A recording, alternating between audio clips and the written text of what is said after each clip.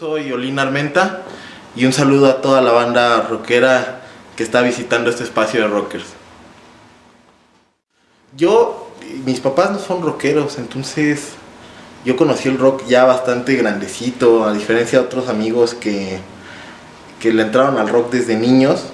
Yo alguna vez conocí a una chica que me decía que su papá la despertaba los sábados con música de Frank Zappa o de los Residents, y yo no tenía idea de quiénes eran, ¿no? Hasta mucho después, como a los 16 años, que tuve una clase de cine y nos dejaron ver la mítica película de Pink Floyd, The Wall, y ahí fue como mi primer contacto con el rock directo, ¿no? Entonces le entré por ahí más o menos, y luego precisamente los sábados, aquí a unas calles de mi casa, se reunía unos muchachos a vender libros, bueno, ni tan muchachos, y también traían ahí algunos discos, ¿no? Entonces me empecé a hacer amigo de ellos y me empezaron a regalar algunas cosas, y curiosamente el primer disco que escucho de rock y que me cambia todo el chip es uno de King Crimson, ¿no? In the Core of the Crimson King, y de ahí empiezo a meterle al rock muy fuerte, y ya de manera más apasionada. Empecé a comprar algunos discos y por medio de ellos también empecé a conocer bandas mexicanas de rock, sobre todo post Avándaro también, y ahí fue cuando empecé a entrarle al rock, ¿no? Te digo, fue ya muy tarde, casi a los 16, 17 años, que yo empecé a escuchar rock, porque pues mis papás, pues, ahora sí que yo crecí escuchando a los artistas que le gustaban a mi mamá, ¿no? A Roberto Carlos, a José José, ¿no? Y pues yo no tenía otra educación musical más que esa, ¿no? Entonces fue ya bastante grandecito que yo me empecé a formar un criterio más o menos en la cuestión del rock. No, pues, también por medio de estas personas, y curiosamente por mi hermano, que es menor que yo, pues ya teníamos el gusto por el rock, y de repente llegó a mis manos un disco súper raro para mí en ese entonces, porque yo no sabía que se hacía ese tipo de música en nuestro país, y fue el de Iconoclasta, el de, no me acuerdo cómo se llama, donde viene la canción de La Granja Humana, no recuerdo el disco, ¿no?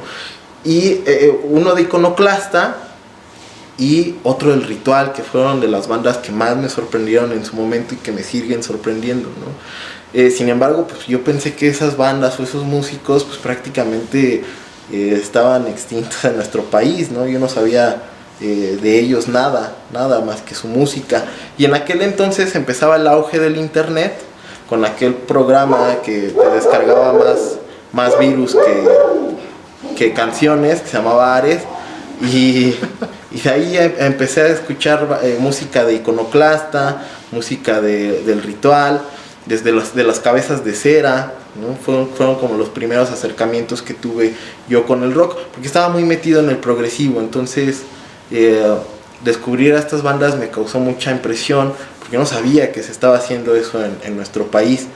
Y el primer concierto al que yo fui de rock no fueron de estas bandas, fue de Plastilina Mosh y Molotov.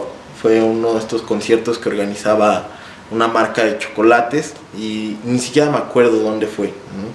Pero fueron a las dos primeras bandas que yo vi en vivo de rock mexicano, y claro, eran dos bandas generacionales para mí, ¿no? Yo crecí escuchando a Molotov y a Plastilina Mosh en el ámbito nacional, por así decirlo. Ya después, el primer concierto al que fui, que con un criterio más amplio y que disfruté muchísimo, fue hace un año, cuando tocaron los Duk Duks en el Foro Reforma. Tocaron al lado de Nuevo México y de una banda nueva que se llama El Brujo, que es como de stoner, y impresionante, ¿no? Porque había muchos jóvenes igual que yo, pero también personas una generación o dos generaciones arriba de mí, escuchando a los Duk Duks, que bueno, esa era solamente Armando Nava, y fue un concierto que disfruté muchísimo y que yo tenía muchas ganas de ir, porque pues sabía lo que representaban los Duk Duks, y de hecho es una de las bandas de los cuales tengo un disco que aprecio mucho, ¿no? Que es el Cambia Cambia, y pues para mí fue uno de los conciertos más significativos en mi vida y que más recuerdo. Pues a mí siempre me gustó la música, siempre, desde siempre. Y mucha gente me decía, bueno, ¿por qué no te dedicas a tocar algo, no? ¿Por qué no le entras a la guitarra, al bajo, algo?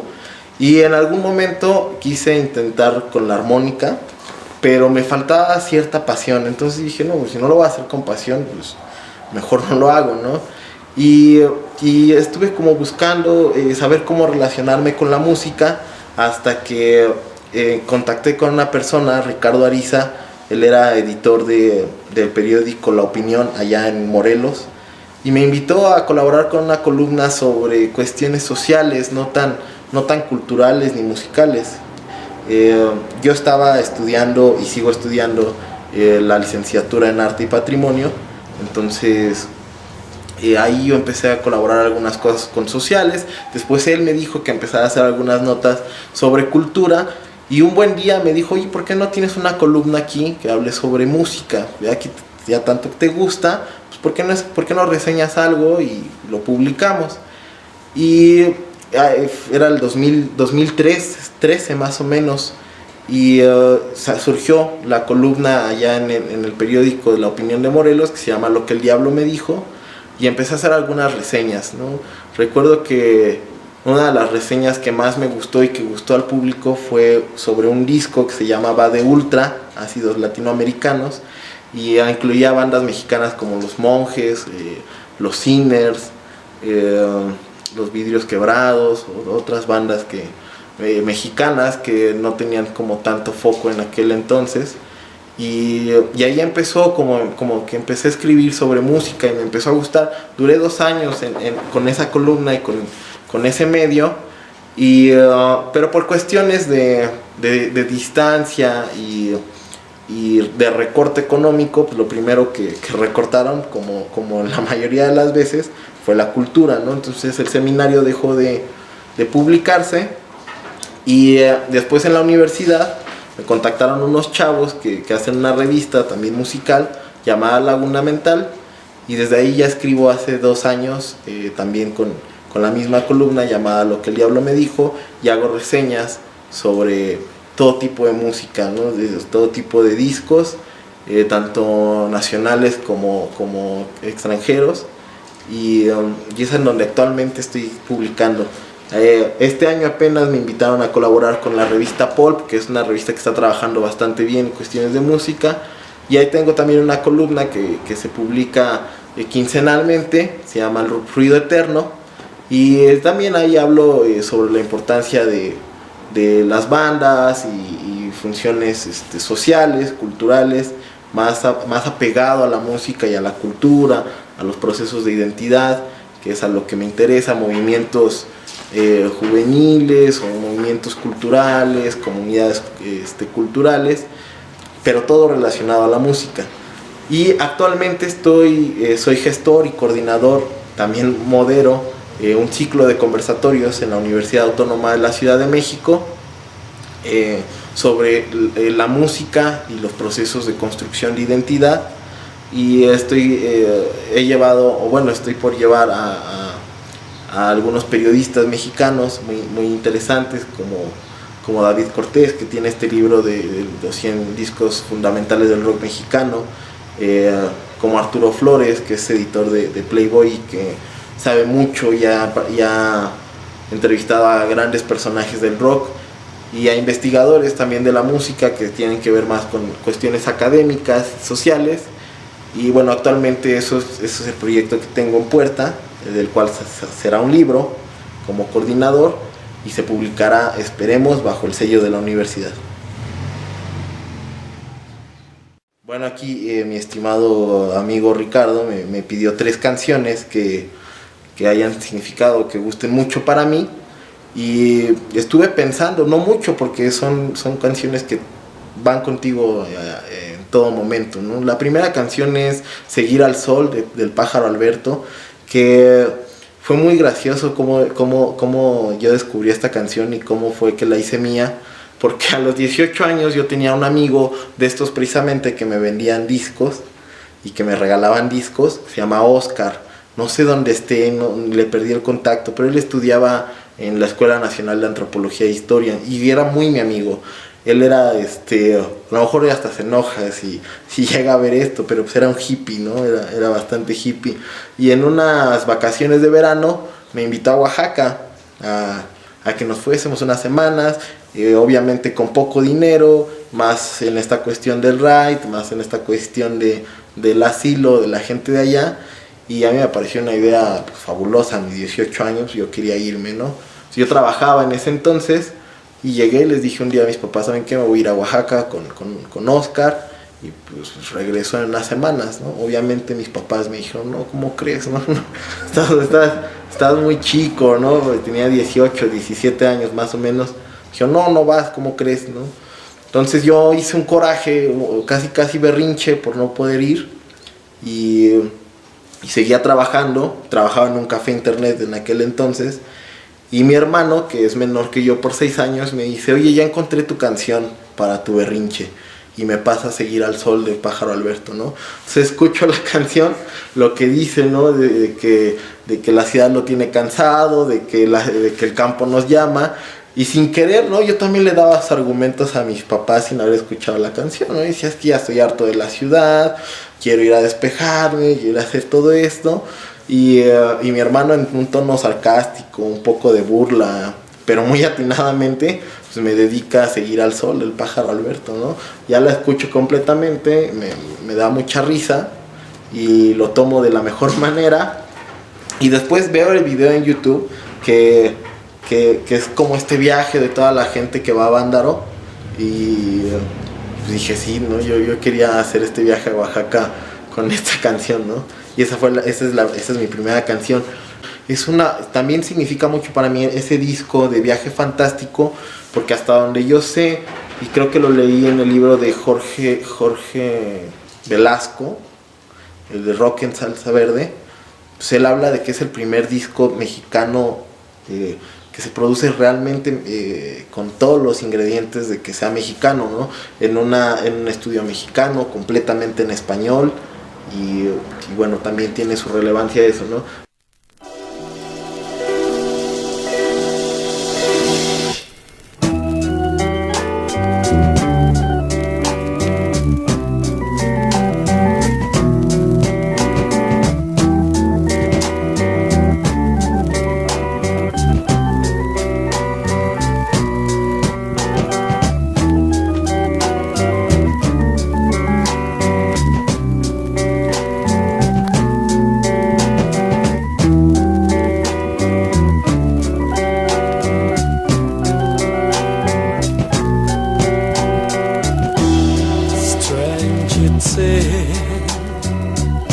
Without any dreams, impossible motion, disguises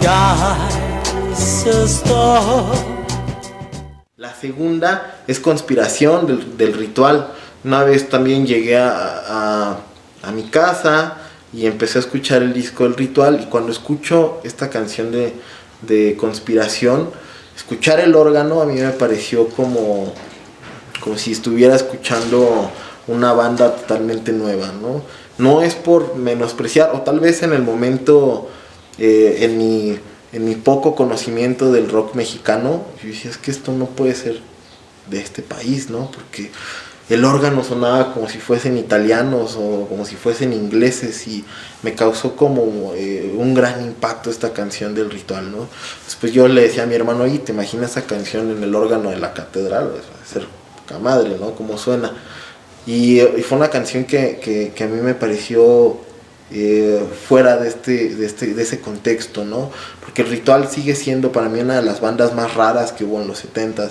Dentro de todo este boom post Avándaro, el Ritual era como que se cosía aparte, ¿no?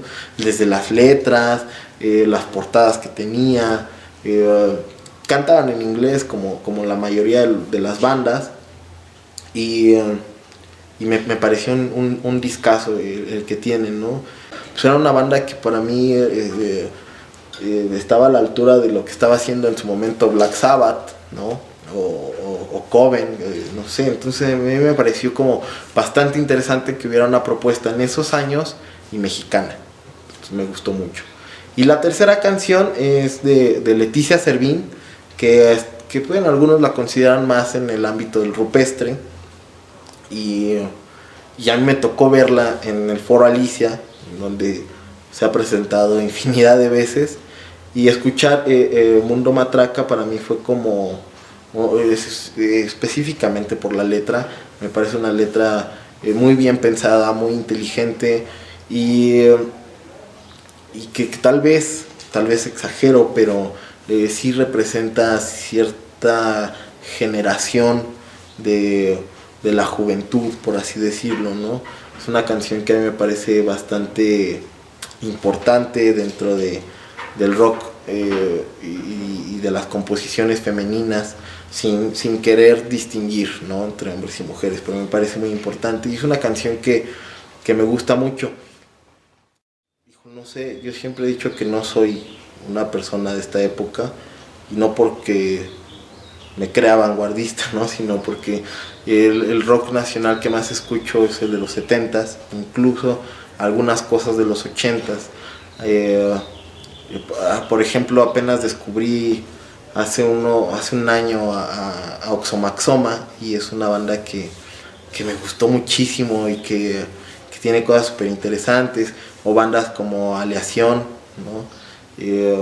Y son bandas que se dieron prácticamente hace 2 décadas, ¿no? Entonces creo que si me ponen a decidir cuál es una de las épocas que más me gustó del rock nacional, pues sí me quedaría con la de los 70s y con la de los 80s.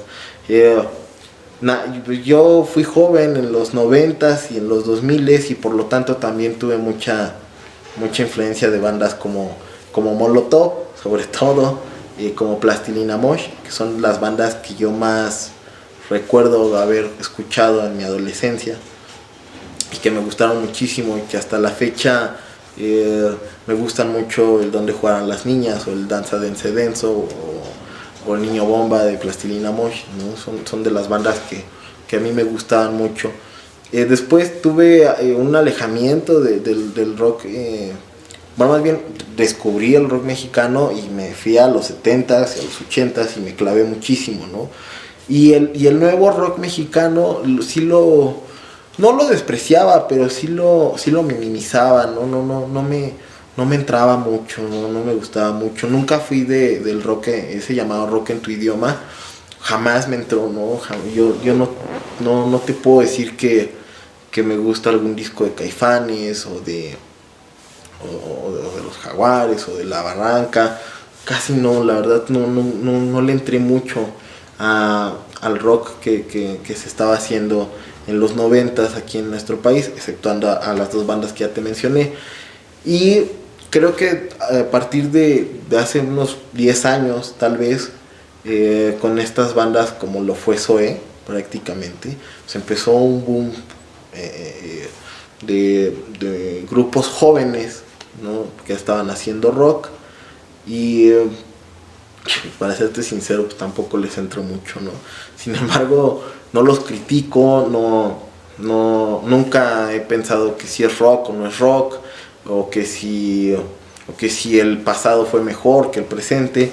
Creo que a cada generación le toca, y hay que entender los procesos de la música y los procesos del rock que se van dando con muchas cuestiones, ¿no?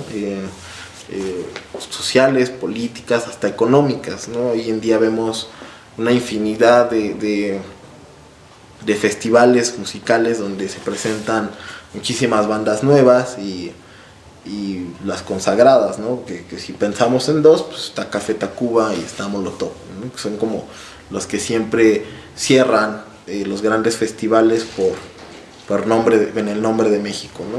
Entonces, actualmente el rock está teniendo muchas propuestas en nuestro país, muchísimas, prácticamente alzas una piedra y ahí salen un montón de bandas, ¿no?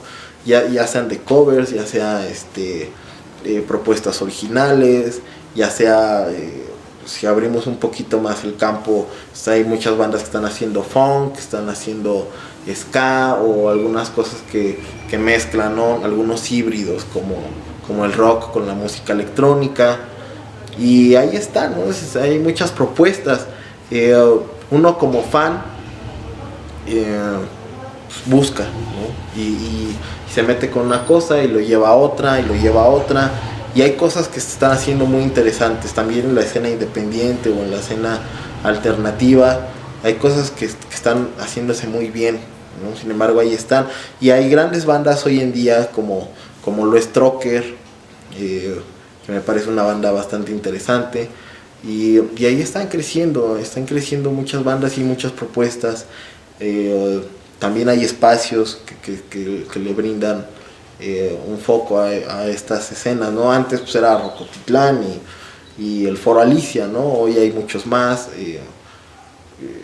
El internet ha brindado la posibilidad y ha dotado a las bandas de que puedan mostrar su trabajo, y pues prácticamente a un clic estás de escuchar nuevas propuestas, ¿no? Que te llevan a otras, y yo no veo malo el crecimiento de estas nuevas generaciones de músicos y de rockeros, porque pues para todo hay, ¿no? Y yo me he encontrado muchas veces con comentarios de que el rock mexicano está estancado, o que ya no era lo que fue, comentarios muy de generaciones pasadas, ¿no?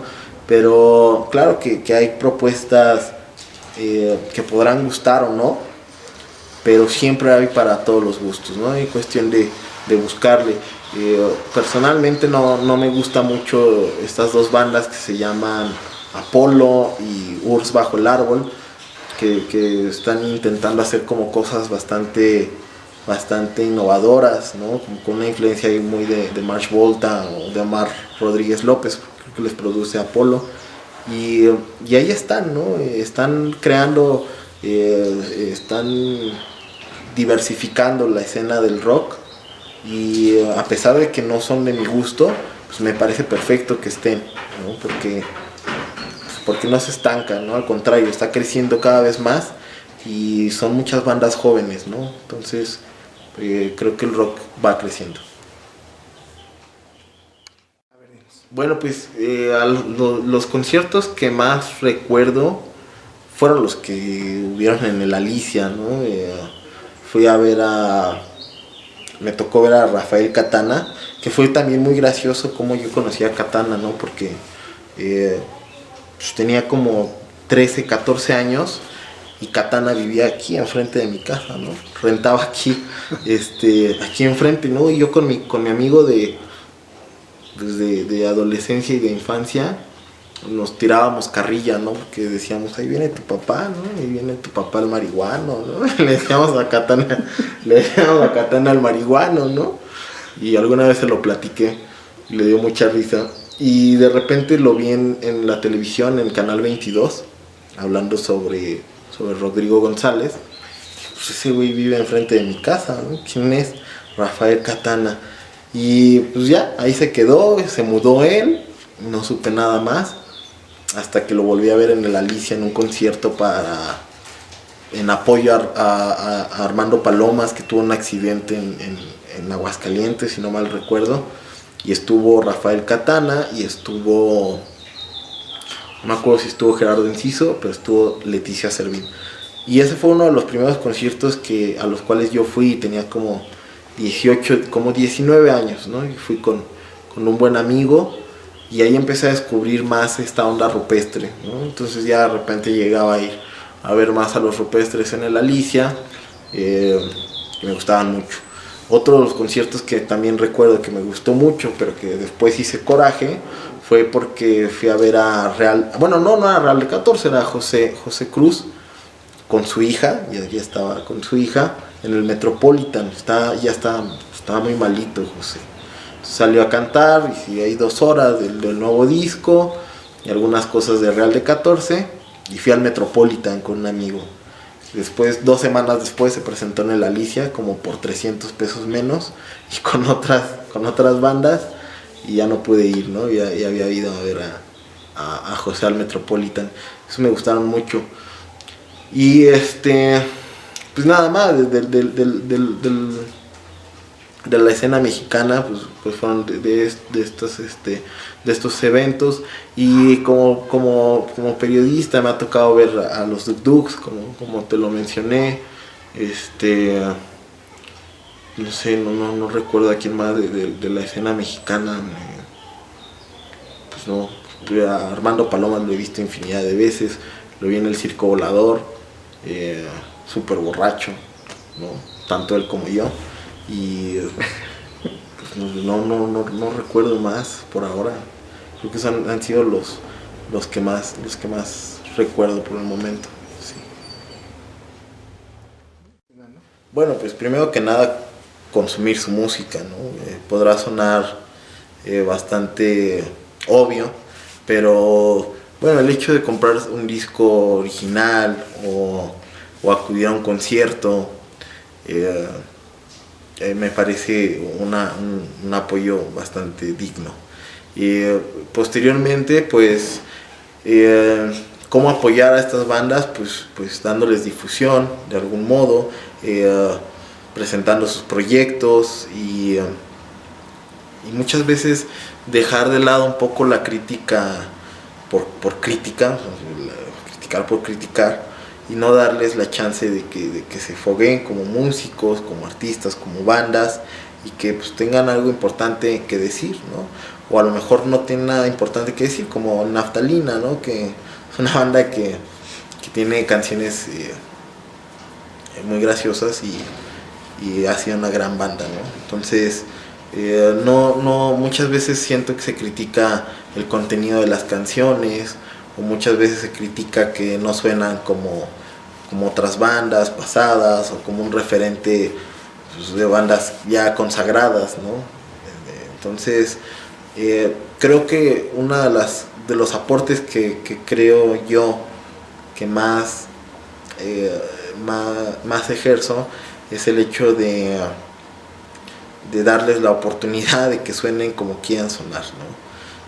No criticarlos, muchas veces entrevistarlos, darles oportunidad de que muestren su trabajo y sobre todo eso, ¿no? Lo que puede llegar a estar en mis manos, compartir su música, compartir sus proyectos, compartir los contenidos que ellos tienen en mente y dejarlos trabajar sobre todo, ¿no? Porque sí, supongo que debe ser complicado por sí mismo reunirse para ensayar o juntarse una lana para los instrumentos, conseguir una tocada y después de que más allá de tus cuates vayan a verte, pues, para que uno como espectador o como oyente les cargue más la mano, ¿no? No quiero decir con esto que no se sea crítico, que no se tenga un criterio musical, ¿no? Pero hay que dejarlos trabajar, hay que dejarlos que hagan sus propias cosas. Por ejemplo, ahí está Nortec, ¿no? Que es una banda que hace drum and bass o música electrónica con música norteña, ¿no? En su momento debe haber sido muy raro escucharlos, ¿no? Porque no tenían riffs, porque no tenían solos de batería, porque no tenían una línea de bajo potente, pero pues es una revelación y es una música también que está dentro de nuestro país, ¿no? Aunque están entre Estados Unidos y México, Tijuana, ellos tienen mucha influencia de ambas partes, ¿no? Pero hay que dejarlos trabajar y, claro, tener criterio de lo que se escucha, pero difundirlos sobre todo. Pues ya para cerrar, solo me quedaría decir que es importante escuchar y darle un vistazo y echarse un chapuzón a nuestro rock. Es interesante, es importante y nos vamos a llevar sorpresas muy, muy gratas. Y pues nada, agradecer a este espacio y a este espacio de Rockers por la oportunidad de darme una opinión. Gracias.